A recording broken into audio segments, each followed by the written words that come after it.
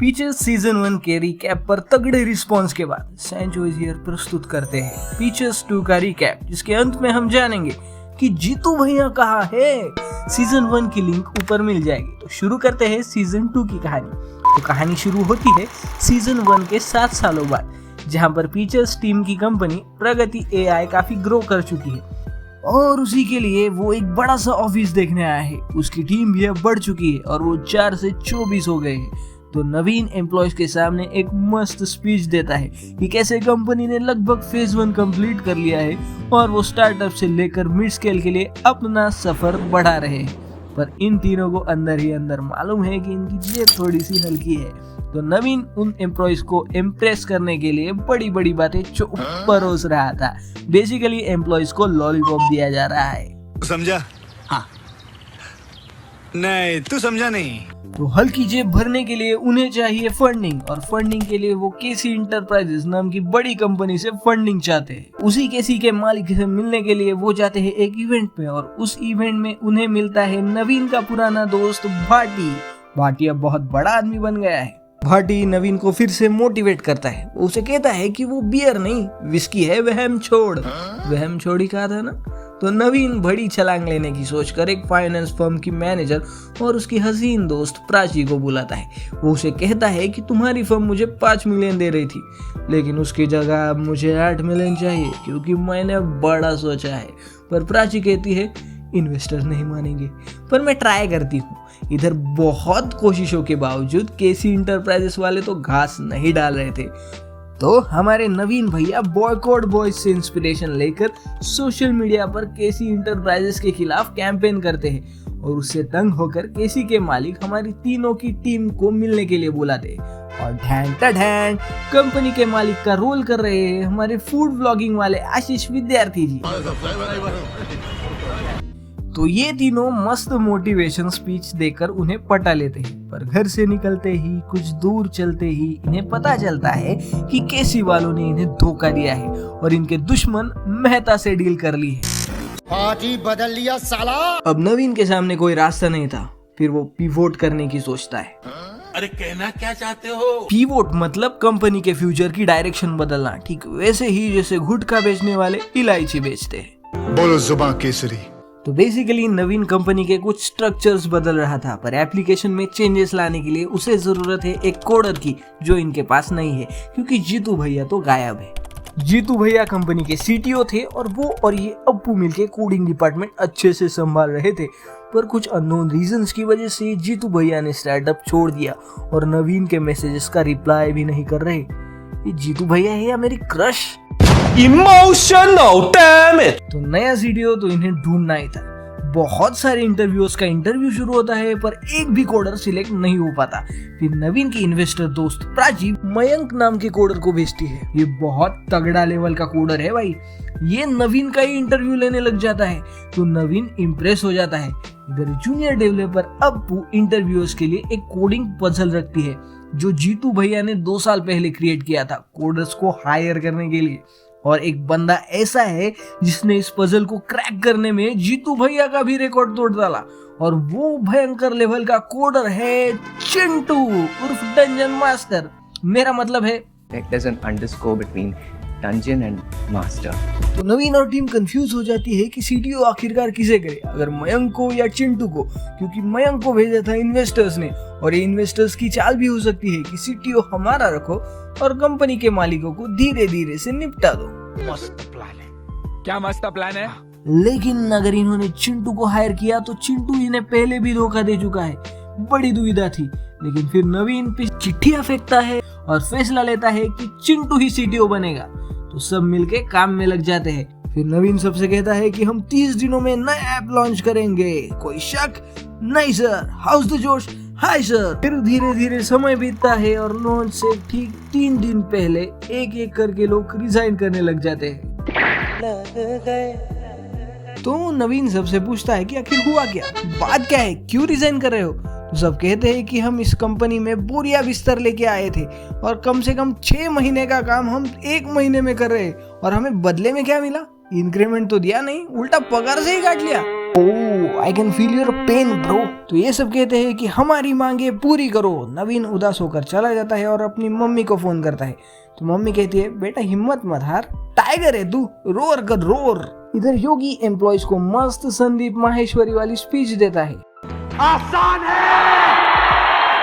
और फिर क्या, सब इंस्पायर हो जाते हैं। नवीन आके देखता है कि सब ठीक हो गया है, तो सब लोग जोरों शोरों से काम पर लग जाते हैं और इस तरह नया ऐप लॉन्च हो जाता है। लेकिन तभी हमारे मंडल भैया को स्लीप डिस्क वाली प्रॉब्लम हो जाती है। वो हिल भी नहीं सकते, लेकिन बंदा धिट है। वो बड़े बड़े यूट्यूबर्स के साथ हॉस्पिटल से ही कोलैब करता है और उन्हें बताता है कि यार हमारी कंपनी का प्रमोशन कर दो। फिर क्या, कंपनी का प्रमोशन शुरू और कंपनी ग्रो करने लगती है, एंगेजमेंट रेट भी बढ़ने लगता है और इस तरह से इन्हें चाहिए और इन्वेस्टमेंट। तो नवीन जाता है अपनी हसीन दोस्त प्राची के पास और वो कहती है, रुको जरा, सब्र करो। इसीलिए नवीन अपने पुराने दोस्त भाटी से मिलने जाता है और उसे कहता है कि अब मैं बियर नहीं विस्की हूँ, वहम छोड़। तो भाटी उसे कहता है कि तू विस्की तो बन गया, लेकिन पैसे तो तुझे बियर वाले ही मिल रहे हैं, और उसे एक अमाउंट लिख के देता है कि ये है तुम्हारी कंपनी की वैल्यू। और तभी प्राची का मेल आता है और फंडिंग सच में भाटी के बताया अमाउंट से काफी कम थी। तो भाटी उसे कहता है कि इसी ऑफर का तो यूज कर और अपनी वैल्यू बढ़ा ब्रो। नवीन वैसा ही करता है, अलग अलग इन्वेस्टर से मिलता है और अपनी वैल्यू बढ़ाता जाता है और उसे कई तगड़ी ऑफर्स मिलती है ब्रो। और इसी बीच प्राची उससे डील के बारे में पूछती है, पर नवीन उससे डील ब्रेक करता है और उसे बुरा भला भी कहता है। ये तूने अच्छा नहीं किया नवीन, भुगतोगे एक दिन। तो ऐसे झगड़ा करके नवीन भाटी के पार्टी में जाता है। उस पार्टी में आया है मेहता, वही मेहता जिसने केसी वाली डील छीनी थी। तो नवीन उससे जुआ खेलता है और खेलते खेलते बहुत पी लेता है और अपने सारे इन्वेस्टमेंट्स के बारे में डींगे हाँकने लगता है। ये नहीं करना था ब्रो। तो सारे इन्वेस्टर्स नवीन के पीछे से हाथ खींच लेते हैं। देखा देखा, मैंने कहा था ना, प्राची को रुलाओगे तो एक दिन भुगतोगे। तो उनमें से एक इन्वेस्टर कहता है कि तुम्हारी कंपनी के बिल्स पेंडिंग है, तुम इलीगल काम कर रहे हो, फलाना ढिमका। तो नवीन को गुस्सा आता है कि कंपनी के इतने बिल्स पेंडिंग है और उसे भनक भी नहीं। तो वो भड़क जाता है और ऑफिस में चला जाता है। फिर क्या, फिर बहस शुरू। नवीन कहता है कि सालो तुम दोनों कुछ काम नहीं करते, सब काम मैं ही करता हूँ। तो मंडल भी कहता है, ये नवीन को लगता है कि साला वो ड्राइवर है और हमें गाड़ी की डिक्की में डाल के रखा है।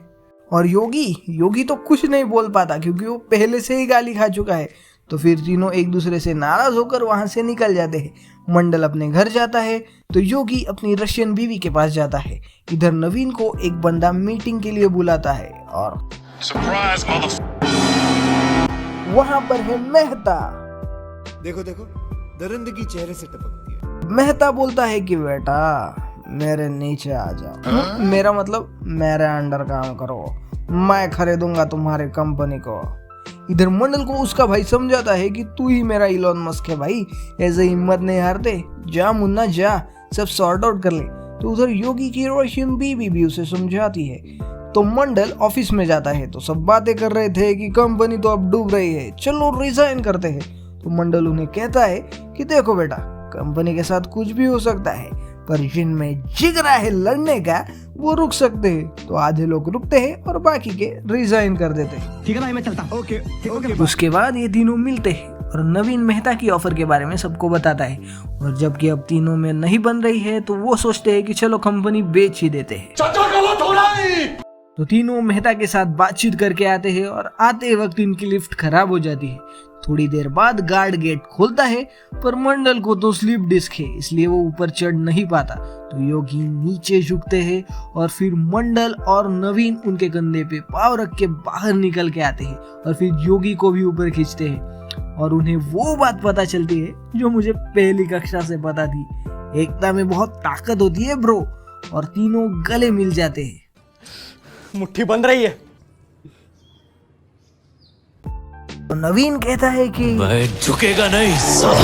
वो तीनों डिसाइड करते हैं कि अब वो कंपनी नहीं बेचेंगे। फिर नवीन अपनी हसीन दोस्त प्राची से भी माफी मांगता है और जब प्राची को समझता है कि वो कंपनी नहीं बेच रहे तो प्राची भी उनकी मदद करने के लिए सामने आ जाती है। यार ये कितनी औसम है यार। सभी लोग काम पे लग जाते हैं। इसी बीच अश्नीर ग्रोवर भी उन्हें मदद करने के लिए सामने आता है।